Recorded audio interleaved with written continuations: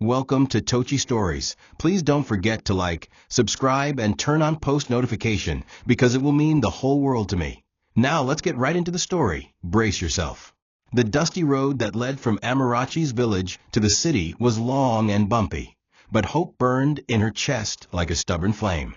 Her bare feet thudded softly on the cold floor of the bus, and the polythene bag she carried, stuffed with 2 wrappers, a sachet of powder, and her mother's rosary, was clutched tightly to her chest. Amarachi was just 19, yet her eyes carried the fatigue of someone twice her age. Her uncle's wife had told her she was lucky to be employed in the mansion of a wealthy man like Chief Oena. "You will send money home every month," she had said, without telling her the conditions. But as the mansion's iron gates opened and she stepped into the compound, Amarachi's excitement began to dim. The grandeur of the building overwhelmed her. It wasn't just a house. It looked like something out of the magazines she sometimes saw at village kiosks. But no one welcomed her with smiles. The head maid, Mama F., a stocky woman with a sour expression, looked her up and down and muttered, "Another village rat." That was Amarachi's first taste of the humiliation to come. Her orientation was nothing more than a list of chores barked at her. Wash clothes for 7 people, clean all floors, serve food during meal times, and remain invisible. No training, no kindness, just orders. The mansion was a world of polished marble, chandeliers, and soft couches, but none of that belonged to her. Her world became the servant quarters, the kitchen, and the shadows. The other house staff didn't take kindly to her arrival either. Some were irritated by her innocence, others by her silence. They called her Mbik and laughed when she struggled to operate appliances she had never seen before. Amarachi swallowed the insults, remembering her mother's final words before she boarded the bus. "You are the pillar of this family now. Whatever they do, do not forget who you are." Her youngest sibling, Chisholm, needed medication. Her mother was coughing more often. Failure was not an option. So she smiled through the shame, bowed when spoken to, and cried into her pillow when no one was watching. By the time she served dinner that evening, she was shaking from exhaustion. She had been on her feet since morning, scrubbing tiles until her fingers blistered. When she brought the tray into the dining room, she met Chief Oena for the first time. He was tall, dignified, and seated at the head of a table like a king. He didn't even glance her way. His children, especially the older 2, Amarachi and Chimika, noticed her though, and their stares were filled with disdain. "Is this the new help?" Amarachi heard one whisper. "She looks like she came straight from the bush." Laughter followed. Amarachi lowered her gaze and placed the tray carefully on the table, her hands trembling. No one thanked her. No one asked if she had eaten. When the plates were cleared and the laughter died down, she slipped away into the corridor, leaned against the wall, and took her first breath in what felt like hours. Her journey had just begun, but already her heart ached. That night, Amarachi followed Mama F's instructions to the letter. She scrubbed the kitchen floors a second time, even though they were already clean. She rinsed plates until her knuckles bled and polished the fridge handles until her reflection stared back at her in the steel. She was not given a room or a mattress, just a folded piece of old wrapper placed under the sink, next to a leaking pipe. "This is where new rats sleep," Mama F said. Amarachi didn't complain. She thanked her quietly and curled herself on the wrapper like a fetus, her back to the wall, her hands around her knees. Cockroaches scurried across the tiled floor and a rat squeaked in the corner, but Amarachi didn't flinch. Her bones ached. Her eyes burned. Still, she whispered her mother's prayer, "Jehovah, carry me through the night." She drifted to sleep without food in her belly, but dreams of her mother's smile in her heart. Morning came early, and with it more shame. When Amarachi emerged from her corner, one of the junior cooks spotted her and called out loudly, "Ehen, the bush girl is awake." Laughter erupted. One of the guards who overheard joined in, mimicking her gait. "She walks like she's afraid of the tiles," he said. The others roared. Amarachi didn't respond. She bent her head and went straight to work. Throughout the day, she was tasked with the filthiest chores: cleaning toilets, picking leaves in the garden under the hot sun, and mopping the staircase over and over because the children kept running up and down with muddy slippers. Her eyes were red from lack of sleep, and her stomach was knotted with hunger. But not once did she ask for food. The fear of being slapped or insulted again kept her silent. Her dignity became her secret weapon, quiet, unseen, but stubborn. Late that evening, as she washed dishes in the sink, she noticed Chimika, the youngest child of Chief Oena, watching her from the kitchen door. Unlike the others, his face held no contempt. He was small, pale, and looked a little weak, like someone who had been sick for a long time. Amarachi smiled softly. He didn't smile back, but he didn't look away either. Then, without a word, he walked away. That moment stayed with her. She didn't know why. That night, when she returned to her wrapper under the sink, she placed her palm on the floor and whispered again, "Endure, my daughter. Your tears today will water your tomorrow." But deep down, she wasn't sure how much more her soul could take. It was barely 7 a.m. when it happened. Amarachi had been up since 4 a.m., sweeping the compound and preparing breakfast. One of the other maids had instructed her to clean the back kitchen where leftover food was kept for disposal. Starving and dizzy, Amarachi's eyes lingered on a cold piece of fried yam on a tray. She didn't touch it, but the temptation was there. Just as she turned away, the head maid burst in and screamed, "Thief!" Without asking questions, she slapped Amarachi hard across the face. The sound echoed through the compound. "So you've started stealing already? You bush goat." Amarachi tried to explain, but the other staff quickly joined in. "We warned you about these village girls," one shouted, "always pretending to be innocent." The label stuck, and no one believed her. Her voice cracked as she tried to plead, but her words were drowned in accusations. Chief Obena's eldest daughter, Amarachi, had just come downstairs. She watched the scene with folded arms, a smirk dancing on her lips. "Let her learn her place," she said coldly. "She's lucky we're not calling the police." Amarachi's tears flowed freely now, not from the pain, but from the injustice. She hadn't even tasted the food, yet she was branded a thief. She stood there, cheeks red and eyes swollen, as they poured more insults on her. Mama F ordered her to kneel in the compound and raise her hands for 1 hour. "Maybe then you'll remember you're here to serve, not to steal." No one brought her water. No one asked about her well-being. She remained there humiliated, the sun beating down on her head while the world moved on, as if her pain didn't matter. Inside the mansion, laughter continued. Outside, Amarachi learned a lesson that would follow her for years. Truth meant nothing when power decided the narrative. That night, she didn't cry aloud. She buried her face in the pillow and whispered into the darkness, "God, if you can hear me, just give me one sign that you haven't forgotten me." The cold seeped through her wrapper. Her belly rumbled from emptiness. Her back throbbed from kneeling for hours. But her heart, that fragile part of her that still believed in hope, refused to break. She remembered her sick mother, her younger siblings waiting for the money she hadn't even received yet, and she vowed again to endure. "If this is the path you've chosen for me," she said softly, "then give me the strength to survive it." Unseen by her, a small figure stood at the corner of the corridor. Chimika, watching, listening, wondering why this girl looked so broken yet still refused to shatter. The punishment from the false theft accusation did not end with humiliation alone. It bled into Amarachi's very survival. The moment the sun rose, she was summoned to clean the compound's gutters, barehanded. Mama F didn't allow her to wear gloves, saying she didn't deserve the dignity. As Amarachi knelt beside the mossy concrete trench, scooping out leaves and soggy filth with her fingers, her stomach groaned audibly, but no one paid attention. Her only meal the previous day had been a cup of tap water she stole after everyone had gone to bed. Now, with the sun beating down on her already thin frame and flies circling the open bin beside her, the world felt like a punishment designed just for her.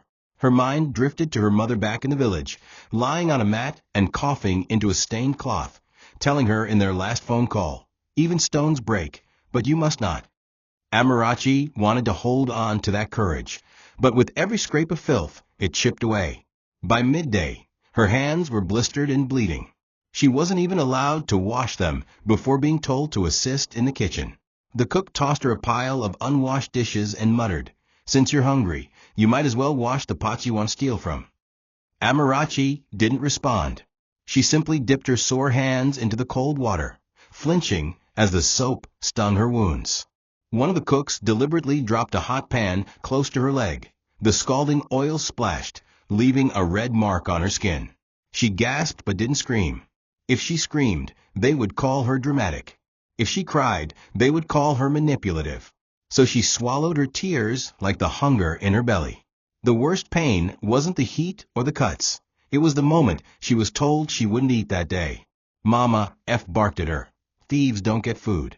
Not in this house." Even the security guards laughed when they saw her dragging her feet, dizzy from exhaustion. Amarachi leaned against the wall at one point, fearing her knees might betray her, but she kept going. Pride would not let her collapse, not in front of them. As evening fell and the sun softened, the mansion came alive with laughter and food. Aromas of fried plantains, jollof rice, and roasted chicken filled the air. Amarachi served the table, watching the others eat what she had helped prepare. Chimika, the billionaire's second daughter, looked up at her and said mockingly, "You're drooling. Do you want a bone?" She threw a piece of chicken bone on the floor like she was feeding a dog. Amarachi said nothing. She bowed her head, picked up the bone with the napkin as if it were an honor, and disposed of it without a word. The humiliation wrapped itself around her like a second skin, suffocating but familiar now. That night, as the others slept, she knelt in the bathroom alone, dipped her cracked fingers into the sink water, and slowly licked a few drops, not out of desperation, but survival. The next morning, she would rise again and serve the people who hated her, because it was her only chance to stay alive. The next morning, while the air was still thick with dew and silence, Amarachi sat in the far corner of the laundry room, stitching her torn wrapper with an old needle she had found beneath the mop bucket. Her fingers trembled from fatigue, but she moved the needle gently, humming an old folk tune her mother used to sing while plaiting her hair under the mango tree back home. It was the only song that calmed her. She didn't notice Chimika standing at the door until he coughed quietly. Startled, she jumped to her feet and bowed as she had been taught to do. But the boy didn't speak. He simply walked in, holding a piece of bread and a sachet of water. Without saying a word, he placed them beside her and walked away. Amarachi stared at the items as though they were gold. Her hands shook as she picked them up. She looked around, terrified someone would accuse her again. But no one was watching. For the first time since arriving, someone had seen her pain and responded with kindness. She hid behind the washing machine and devoured the bread slowly, like it was communion.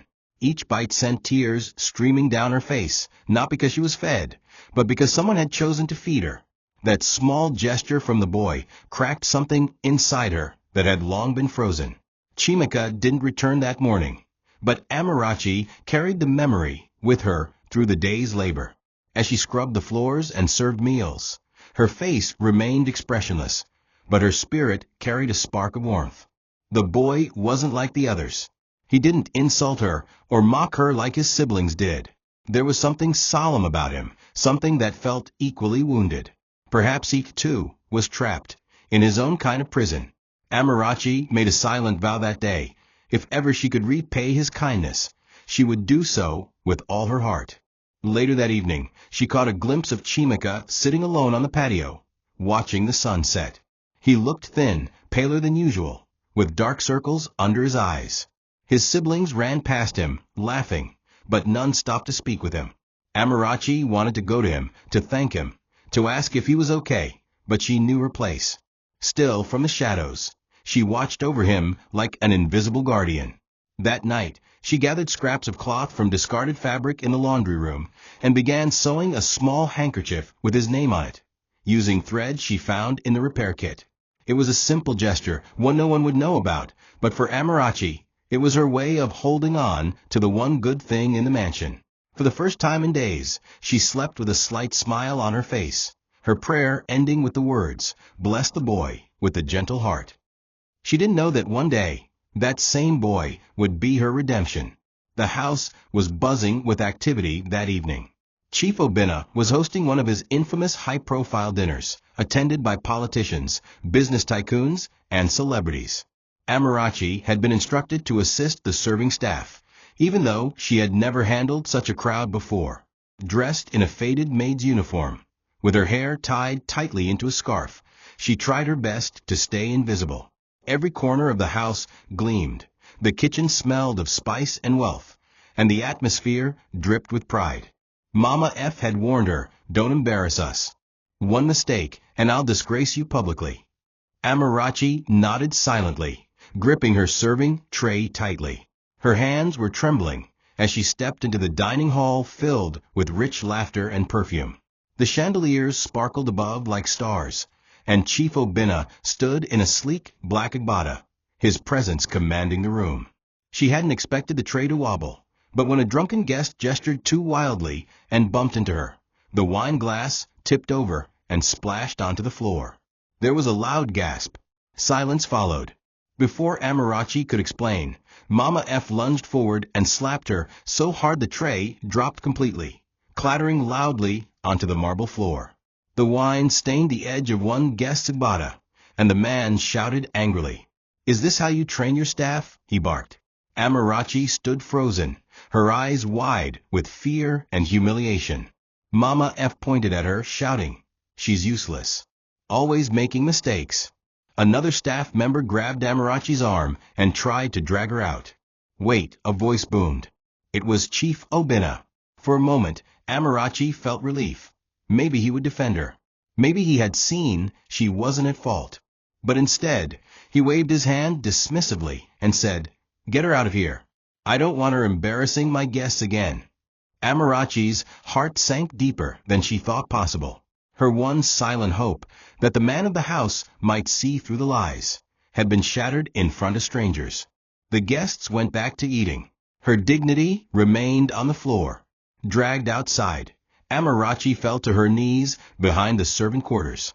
Her face stung, her ears rang, and her chest heaved with silent sobs.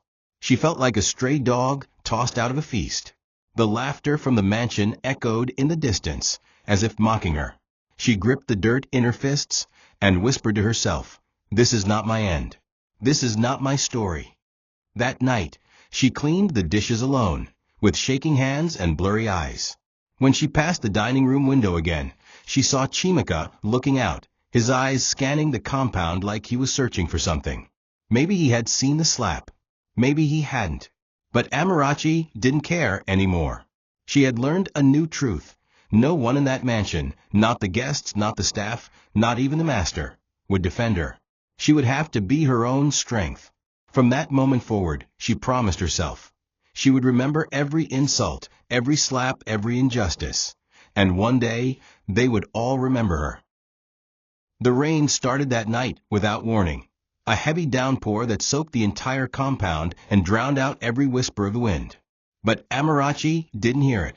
She had fallen asleep while seated in the corridor beside the laundry room, her head resting against a bucket, a half-dry rag still clutched in her palm. Her body had simply given out. That day, she had cleaned all the toilets in the mansion, rearranged the storage room, and mopped the staircases 3 separate times because the children purposely scattered dirty footprints to watch her suffer. No one told her to rest. No one asked if she was okay. By the time night came, she had not eaten and could barely see straight. Her eyes were half closed when Mama F's voice sliced through the air like a whip. "Are you sleeping when others are working?" Amarachi jerked upright, but it was too late. The senior staff didn't wait for explanations.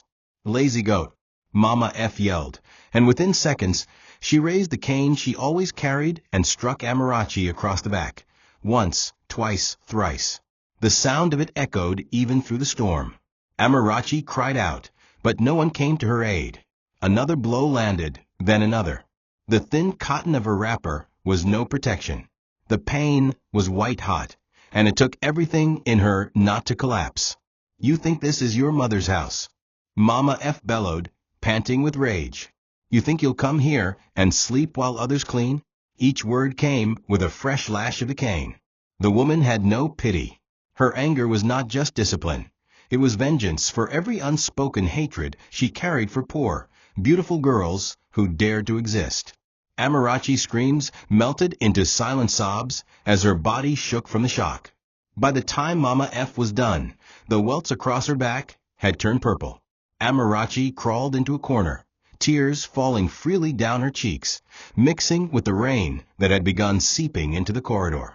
Her breath came in gasps, her chest rattled with silent pain, but she didn't speak.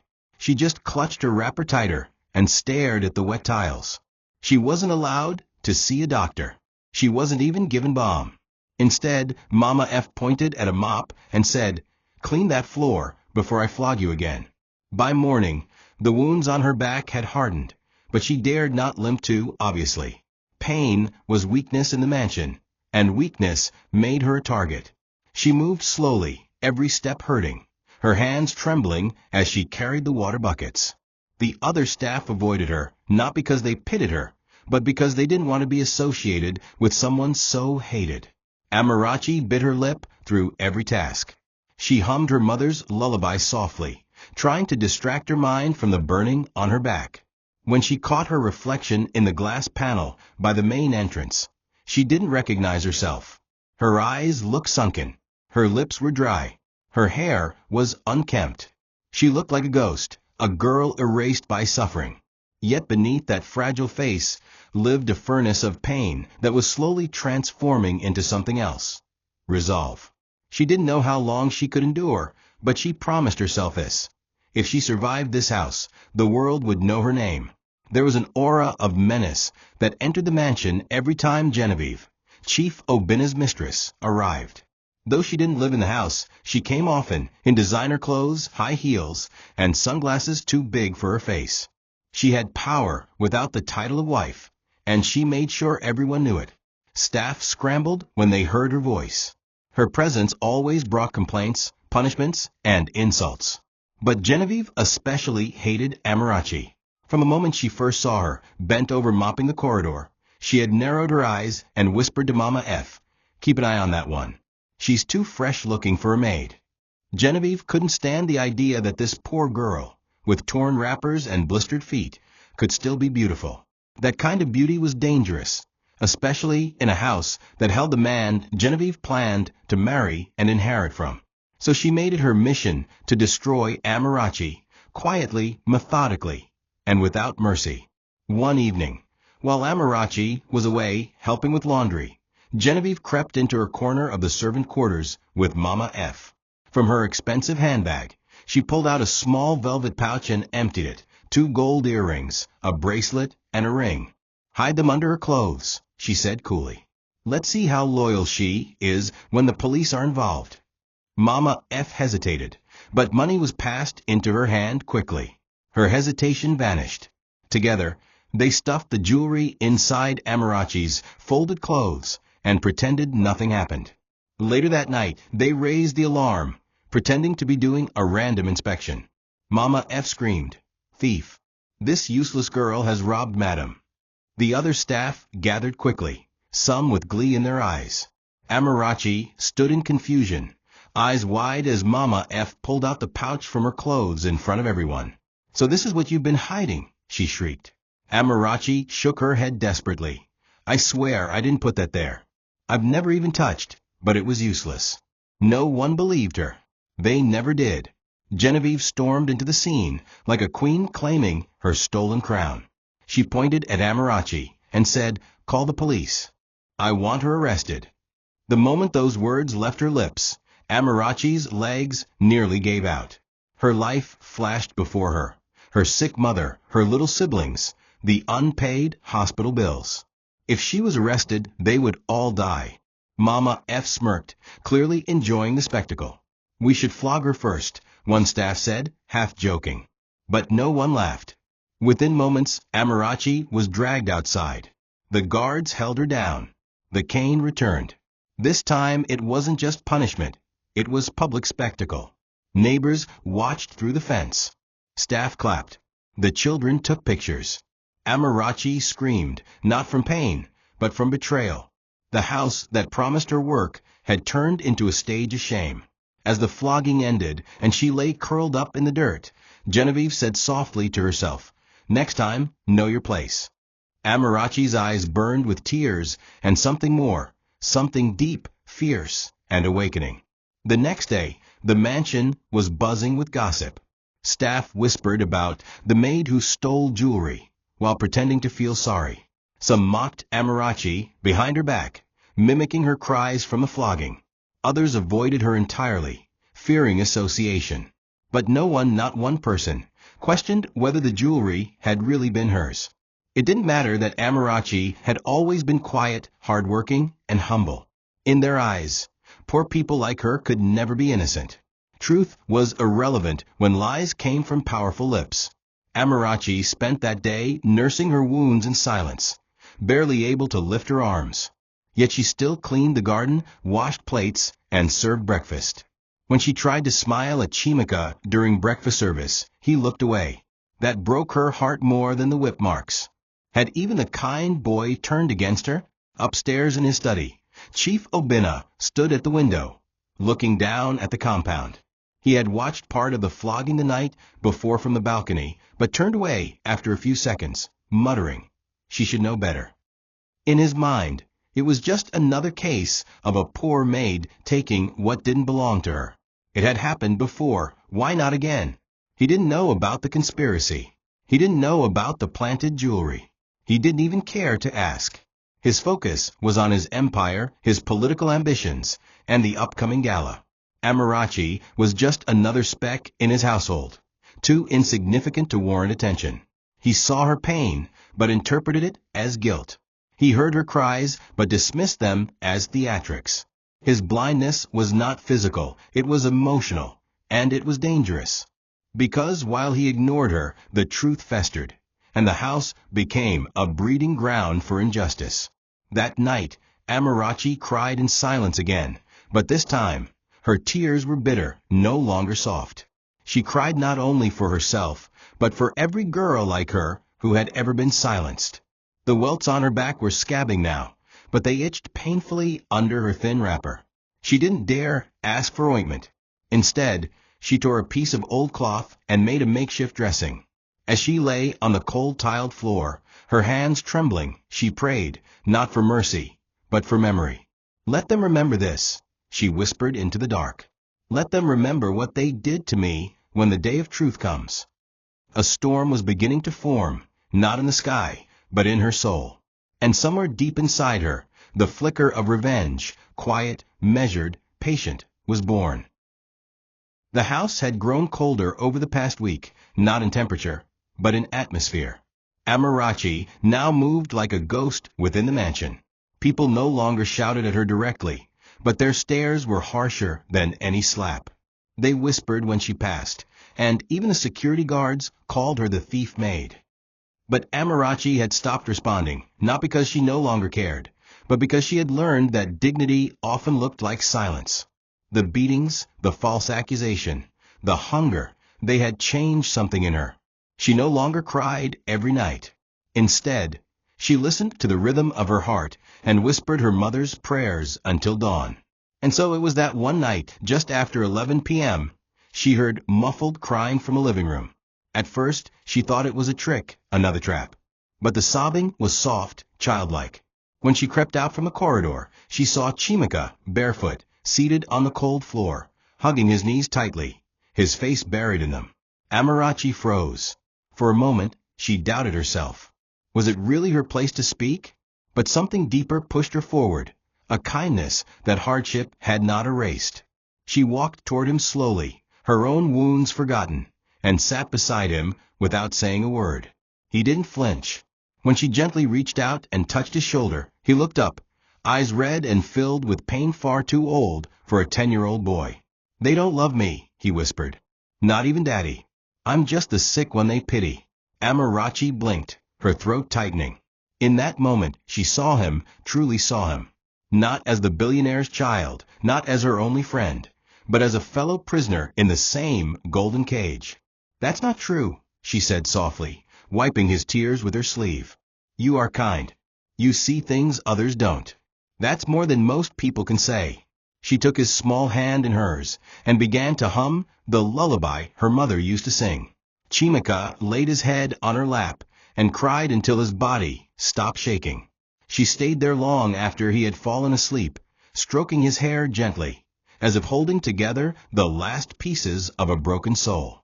Unbeknownst to her, Chief Oena had woken up minutes earlier. He had come down to the living room for a glass of water, but stopped short at the stairs when he saw the scene. His son, the same boy who rarely let anyone close, was asleep in the arms of a girl he had dismissed as a thief and liar. Oena didn't move. He didn't interrupt. He simply watched. In Amarachi's face, he saw something he hadn't seen in his own house for a long time. Pure, unselfish love. She wasn't pretending. She wasn't angling for reward. Her touch was sincere. Her concern was real. And as he stood there in the shadows, something stirred in his chest. Something uncomfortable. For the first time, a question formed in his mind. What if I've been wrong about this girl? But Oena was a man of logic, not emotion. And so he turned away before dawn, burying the thought, not knowing it was the beginning of a storm. The days that followed passed quietly, but Amarachi's body bore the weight of every step she took. The scars on her back had scabbed into raised lines, like cruel reminders of where power had spoken and truth had been silenced. Still she worked. She cleaned the floors before sunrise, folded laundry before others woke, and fetched water even when her legs trembled. Her voice remained soft, her eyes lowered, but there was a new kind of strength in the way she moved, not the strength that shouted, but the strength that endured. Every coin she earned, she sent back home. Her mother's illness had worsened, and Amarachi's younger sister had dropped out of school temporarily. Amarachi carried that burden in silence, refusing to ask for help, refusing to cry. Each task became an act of resistance. I am still here, still breathing, still unbroken. That was her mantra now. And though she tried to hide her pain, Chimika noticed. Ever since that night in the living room, he began watching her closely. He didn't say much, but he no longer ignored her. When he passed by the kitchen, he left pieces of bread wrapped in tissue on the counter. Never directly, always quietly. He even defended her once when Chidinma mocked her, saying, "At least she's kind." "What are you?" That earned him a scolding from his sister, but Amarachi's heart soared when she heard it. Still, she didn't allow herself to hope too much. She knew how this house worked. Kindness could vanish without warning. But every day, she hummed her mother's lullaby and wrapped her wounds tightly before bed. Each bruise became a memory. Each insult became a fire in her bones. She had begun writing her story in her mind, not a tale of pity, but a legacy of survival. Meanwhile, Chief Oena grew restless. Something about that moment he had witnessed. His son cradled in the arms of the girl he had condemned, wouldn't leave his mind. He watched Amarachi from a distance now. She was never idle, never disrespectful. She never defended herself even when insulted publicly. Her discipline, her sacrifice, her pain, it became undeniable.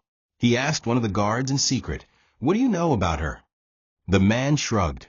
"Quiet girl, sir. Works like 10 people. Never complains." Oena didn't respond. That night he requested Amarachi's employment record, and was shocked to see there was no disciplinary file, no official complaint of theft, not even a warning letter. Just silence. How could someone so allegedly troublesome leave no documented trail? Doubt began to creep in. A part of him, the part buried beneath pride and distance, whispered, maybe the problem isn't her. But pride is a heavy cloak, and Oena wasn't ready to remove it yet. It happened without warning, but in hindsight, the signs had always been there. The shaking hands, the hollow eyes, the days she worked without eating, cleaning through fevers and scrubbing floors while her back oozed beneath her clothes. That morning, Amarachi had been tasked with boiling water for the laundry. As she lifted the heavy metal pot off the fire, her knees buckled slightly. She steadied herself, gritting her teeth. "You can rest when your siblings are safe," she whispered to herself. She carried the pot to the side, then turned to reach for a second one. But the moment she bent down, her vision blurred.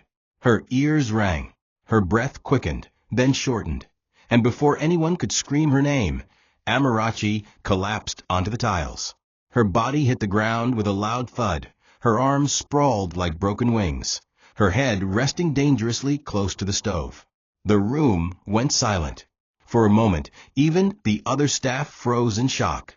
But when she didn't move, panic broke loose. The cook screamed. One of the junior staff rushed forward and tried to wake her. "She's not breathing well," he shouted. Chaos followed. Someone called for help. Someone else ran to the security office. Word spread like wildfire, and within minutes, Chief Oena himself came downstairs, irritated, expecting another petty matter, only to find his staff in a circle around a lifeless figure on the kitchen floor. His face drained of color when he realized who it was. "Amarachi," he whispered. For a split second, he felt something unfamiliar: fear. Without hesitation, he ordered his driver to bring the car around and carried her himself. The girl who had once been accused of theft and flogged in his presence, now lying limp in his arms. "Get the gate open," he roared. The guards obeyed instantly. They had never seen him like this.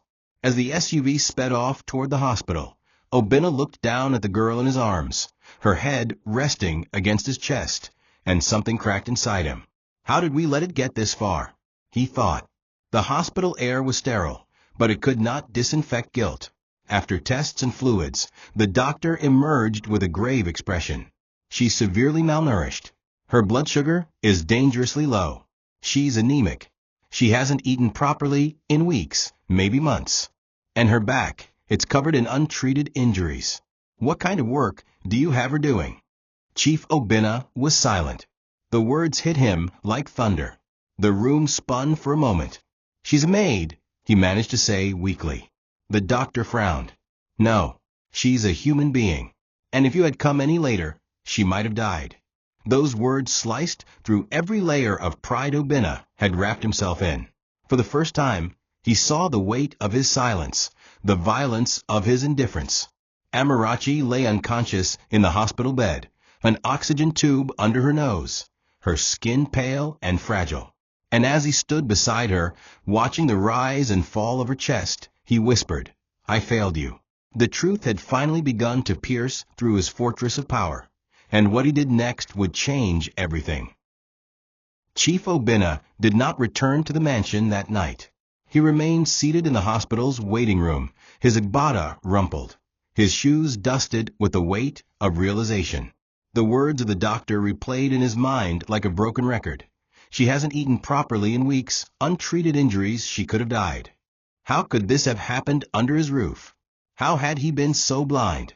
His mansion was a fortress, not just of wealth, but of cruelty. The walls had echoed with laughter, parties, and politics, while a girl who came to serve was being slowly killed by starvation, silence, and shame. When morning broke, he stood up, went to the hospital chapel, and sat alone, not as a billionaire, not as a public figure, but as a man who had allowed evil to grow beneath his feet. He didn't pray with words. He sat in silence, listening to the thunder of his own regret. Then he rose, clenched his fists, and drove home. No convoy, no siren, just rage.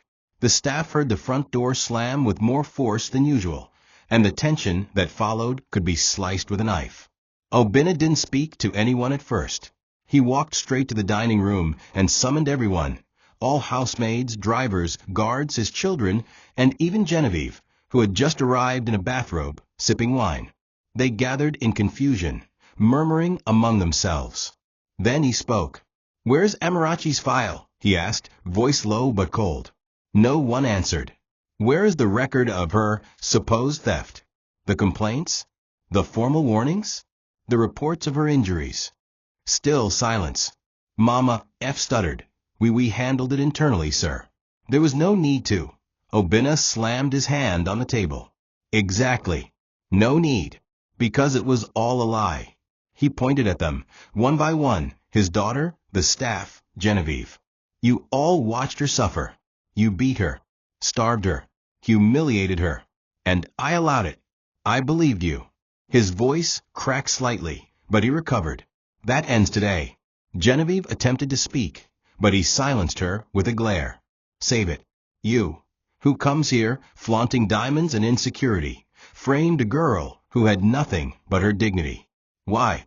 Because she was quiet? Because she was beautiful in her suffering? You, Mama F, a woman, what did she ever do to you? Mama F dropped her head. Oena continued. I saw her cradle my son when no one else noticed him. I saw her sing him to sleep while the rest of you mocked his illness. Tell me, which of you has shown me 1 ounce of loyalty? No one replied. He paused. Then he turned and began walking out. At the door he said coldly, from today onward, you'll treat Amarachi with respect. If I hear even 1 insult, 1, you'll leave this house before your next breath. Do I make myself clear? The room was so quiet, even the chandeliers seemed afraid to swing. But obedience was not repentance. Though the staff bowed and murmured, yes, sir, as Chief Oena stormed out, their hearts were far from remorseful. Mama F, burning with humiliation, retreated to her quarters and sat in a fury she couldn't disguise. For years she had ruled the servant quarters like a queen, and now her power had been shattered by a girl who had never once raised her voice. But what stung more was the fear that Oena was changing. If Amarachi was now under his protection, then all the wickedness done to her could come to light. Mama F knew what she had done, the planted jewelry, the beatings, the nights Amarachi cried alone because food was deliberately withheld. If Oena dug too deep, she could lose her job, her pension, everything. But she wasn't the only one panicking. Genevieve paced her room with clenched fists. That girl is a witch, she muttered. She's turning him against me. Genevieve couldn't bear the shift. For months, she had manipulated her way into Oena's life, presenting herself as the perfect partner, poised, sensual, fiercely loyal. But Amarachi, in her quiet suffering, had undone all of it. Oena didn't look at Genevieve the way he had before. He barely touched her hand the night before when she reached for it in the living room. She saw the change, and it terrified her. The billionaire was slipping through her fingers, and the maid was rising in his eyes. So she called Mama F in secret. We have to finish what we started, she said through gritted teeth. That girl is not just a problem anymore. She's a threat. If she stays here, we're both finished. Mama F was hesitant, but desperation makes monsters bold. What do you want me to do? She asked. Genevieve smiled. The same way snakes do before they strike. We'll make her look like a seductress, a manipulator, a liar. We'll twist the truth so well that even Oena will question what he saw. Over the next few days, a quiet conspiracy began. They bribed one of the younger maids to whisper lies. That Amarachi had boasted of trapping the chief, that she had dreams of marrying into the family, that she had eyes for the inheritance.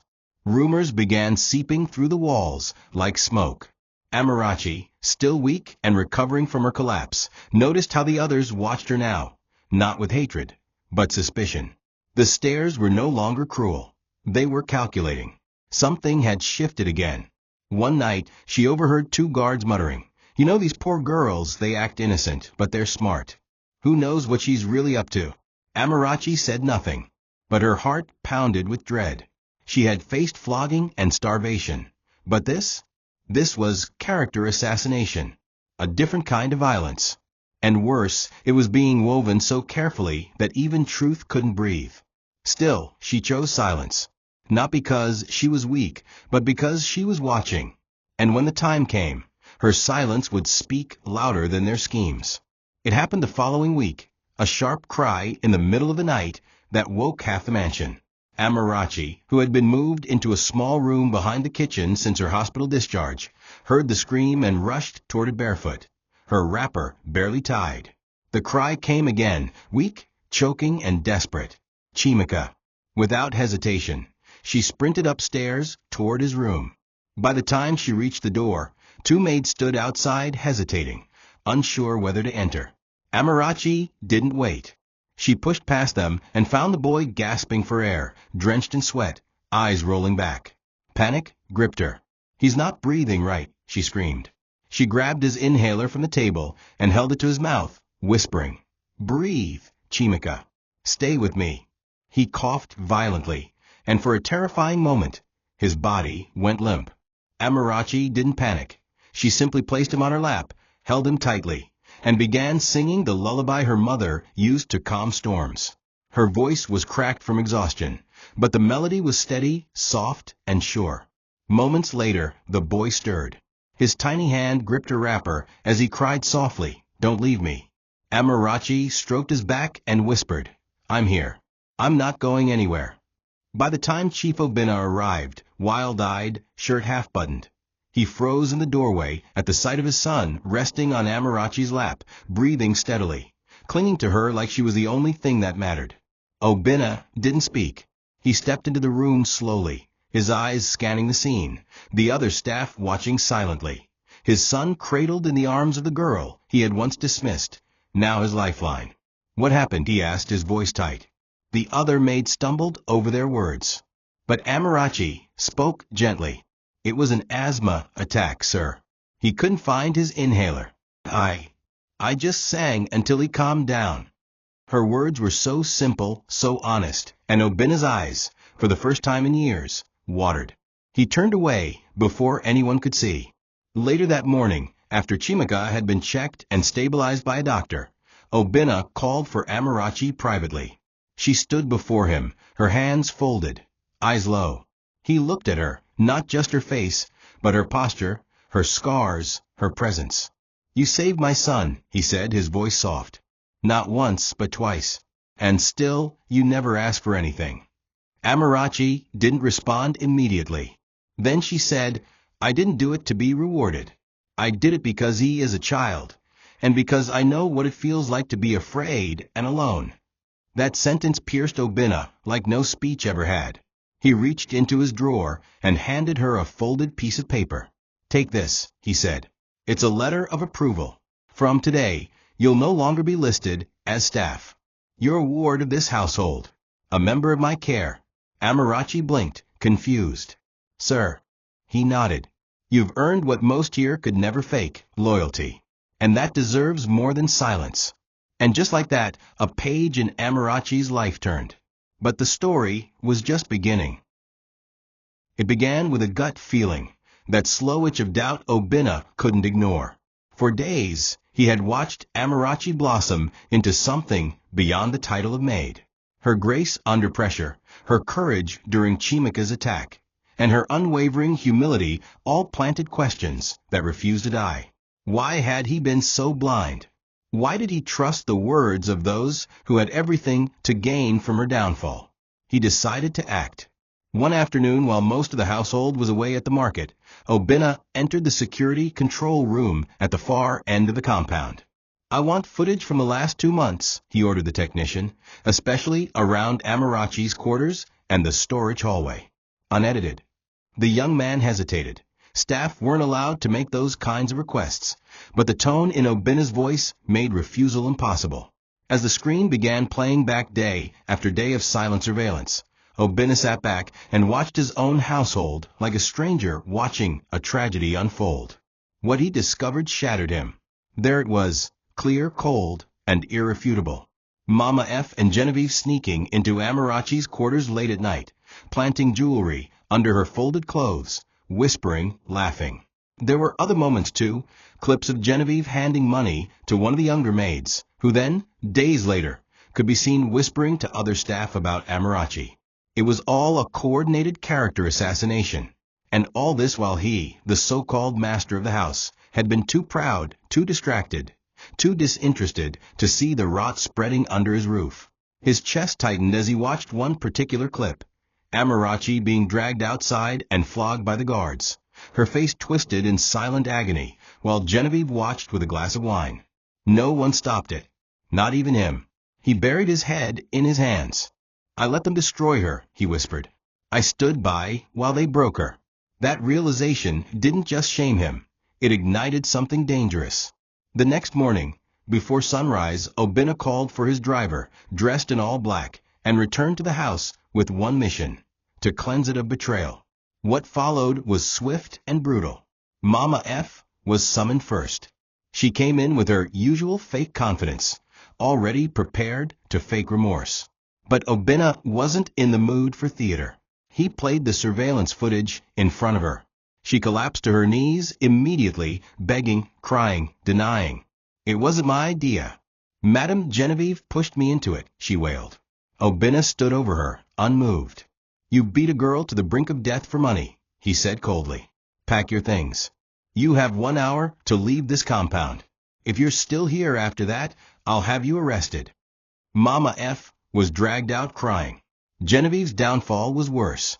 When she arrived and tried to seduce her way back into Oena's favor, he laughed, a bitter, hollow laugh, and played the footage. She went pale. Oena, please. I did it for us. That girl was turning you against. He cut her off. No. You turned me against myself. You brought poison into my home. Without another word, he signaled the guards. Escort her out. She's not welcome here. Ever again. And just like that, 2 women who had ruled the mansion with iron fists were gone. The air was lighter. But Oena knew. Healing would take more than removal. It would take restoration. The change was subtle at first. A fresh set of clothes neatly folded on Amarachi's new bed, a clean room with a small reading lamp and a window that let in actual sunlight. Then came the sandals, soft to the touch, replacing her torn slippers. A diary with her name printed on the cover. A small phone connected to a number under Chief Oena's name. Amarachi blinked when she saw these things, unsure if they were real. She had spent so long being invisible that kindness now felt like a trick. But the final moment that forced the truth into her heart was the small envelope placed gently in her palm. Inside was a card that read, "You are no longer staff. You are family. C.O." Amarachi sat on the edge of her bed and wept. But these were not the tears of pain that had soaked her pillows night after night. These were tears of stunned grace, of disbelief, of a girl realizing that maybe, just maybe, she had survived long enough to see the sun again. Oena didn't make a spectacle of her transformation. He didn't throw a party or parade her in front of guests. He simply began treating her with the respect he had long denied her. When his children protested, especially Amarachi, his namesake, he silenced them with a look. "You will respect her," he said firmly. "You don't have to like her, but you will respect her." Chidinma hissed under her breath, but obeyed. Chimika, on the other hand, was overjoyed. He began following Amarachi around like a shadow, insisting she sit beside him at meals, read him bedtime stories, and even help with his therapy. Her laughter, the first real sound of joy from her in months, began echoing faintly through the halls. The same halls that once punished her with silence were now filled with warmth. Slowly, she grew into her new skin. She started reading books again. She helped the chefs create new meals.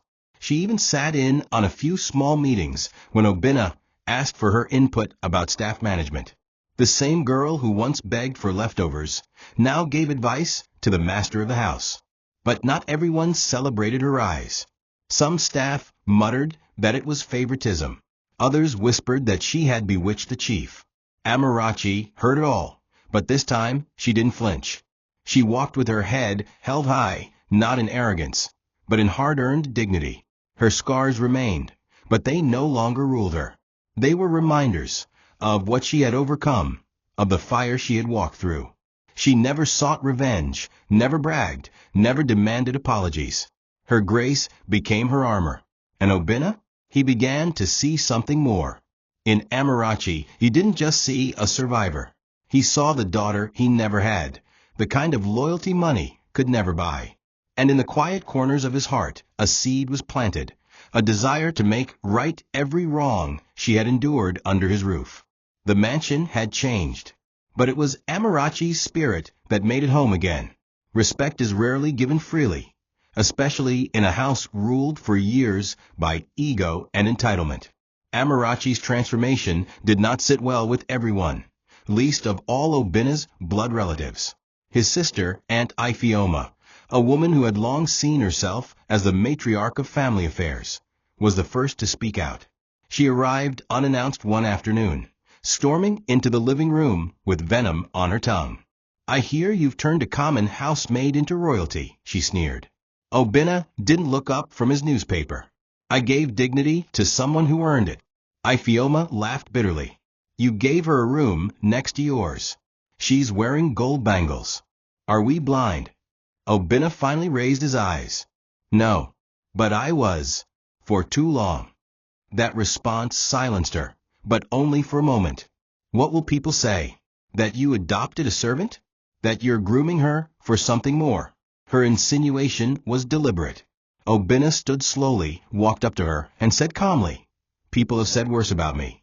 And most of them were lies told by people like you. It was the first time he had spoken to her like that. The war had begun. His children were no better. Amarachi, his daughter, went on a silent protest, refusing to eat meals served by Amarachi, the former maid. She's manipulating you, she snapped during breakfast one day. She just wants your money. Oena didn't raise his voice. If that were true, she wouldn't have stayed after everything you people did to her. Chidinma rolled her eyes. This is insane. What kind of father humiliates his own children for a stranger? Oena responded, the kind who's tired of raising cowards who confuse privilege for character. That ended the conversation, but tension remained. Amarachi, the maid, noticed the sideways glances, the half-insults disguised as jokes, the sudden silence when she entered rooms. Yet she refused to retreat. She had been through worse. Their coldness couldn't undo her resilience. She responded to mockery with politeness. She greeted those who ignored her. And slowly, her grace began to sting their pride far more than any confrontation could have. One night, Oena sat with her in the garden, the stars glowing above them. They will never accept you easily, he said. Amarachi looked down at her fingers, now adorned with simple but elegant rings Oena had gifted her. I'm not trying to be accepted, sir. I just want to live with peace. He nodded, moved by her humility. You deserve more than peace, he said. You deserve recognition, dignity, and a future. She blinked back tears. You've given me enough already. He shook his head. Not yet. And with that, he stood and walked away, already planning what the world would soon hear. Because for the first time in his life, Oena had found someone who reminded him what loyalty felt like. And he was willing to fight for it, even if it meant standing against his own blood. It was early morning when Amarachi woke up to the sound of birds chirping outside her window. Not the distant crows she had once heard while sleeping on the kitchen floor, but sweet, warm melodies that filtered through her curtains. The room she now called hers was modest but comfortable, decorated with fresh flowers and soft lighting. Beside her bed was a small framed photo of her mother, which Oena had printed for her from a picture she'd kept hidden in an old wrapper. It had been 3 months since her collapse, and her life had undergone a transformation so surreal she still woke up expecting it to vanish. But it hadn't. Instead, each day brought new surprises. Oena had sponsored her enrollment into an adult finishing school, where she began learning public speaking, etiquette, and basic business skills. He told her, You have the mind for greatness. Now let's sharpen the tools. She had cried that day, not out of pain, but gratitude that someone finally saw her not as a servant, but as a future. Her family back in the village had also begun to heal. Oena had sent a doctor to treat her mother's chronic illness, and had transferred enough money to rebuild their leaking roof and enroll Amarachi's younger siblings in a better school. For the first time in years, her mother's voice on the phone sounded light. My daughter, she said one night, you did not just survive, you won. But Amarachi still moved cautiously, aware that many eyes in the mansion still burned with silent jealousy. Though some staff had grown to admire her, especially those who witnessed her collapse, others still saw her as the maid who got lucky. But Amarachi didn't respond with arrogance. She smiled, greeted everyone with kindness, and carried herself with quiet elegance. Even when Oena insisted she stop doing house chores, she still picked up a mop occasionally, saying, This floor once held my tears.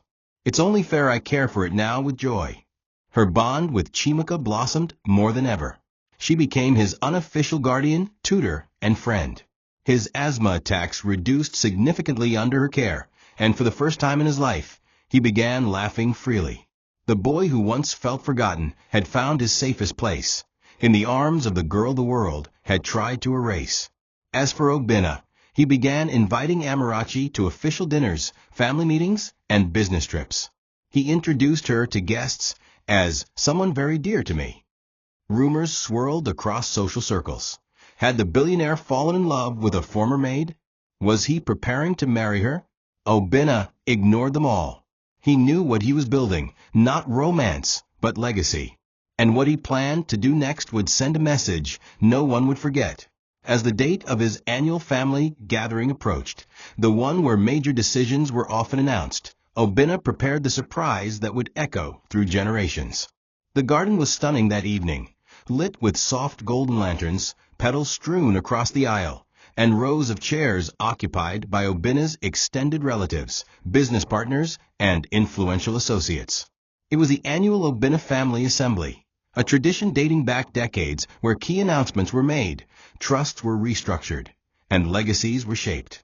Everyone had dressed to impress, especially his children and nieces, most of whom had spent years expecting to be named next in line for Oena's empire. Whispers filled the air. Is he announcing his retirement? Maybe he's giving Chimika control of the real estate branch. But nothing could have prepared them for what happened next. Oena stepped onto the stage, his face calm but unreadable. Behind him stood Amarachi, dressed in a cream-colored fitted gown, simple jewelry adorning her ears, and her natural hair swept back into a regal bun. The crowd stared, murmuring, some even gasping. "What is she doing here?" someone whispered harshly. Oena raised a hand.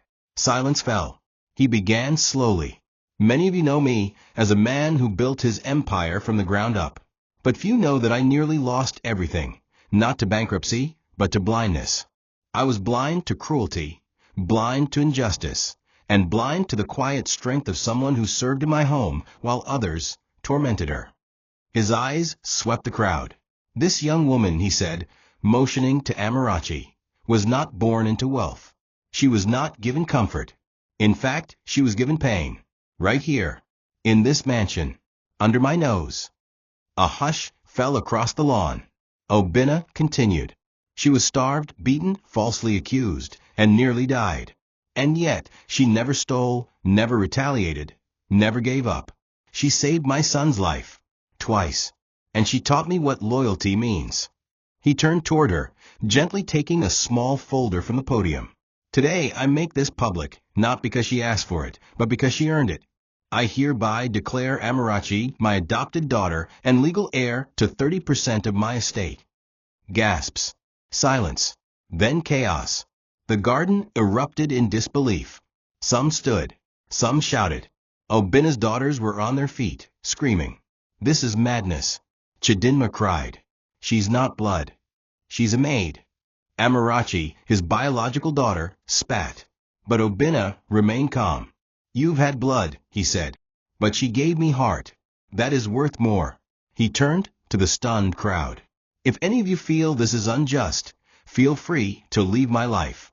But this decision is final and legal." He handed Amarachi the documents and gently hugged her. She trembled in his arms, not because of fear, but because everything she had endured, every slap, every hunger pang, every whispered prayer, had brought her to this moment. As the cameras flashed and murmurs swirled, Amarachi whispered to Oena, "My mother always said my tears would water my tomorrow. I just never knew tomorrow would be this beautiful." The mansion that once mocked her now bowed before her. And in that moment, she didn't just rise, she soared. Thank you for watching this video. What did you learn from this story? Drop it in the comments. Please make sure you like, comment, and subscribe to my YouTube channel Tochi Stories for more.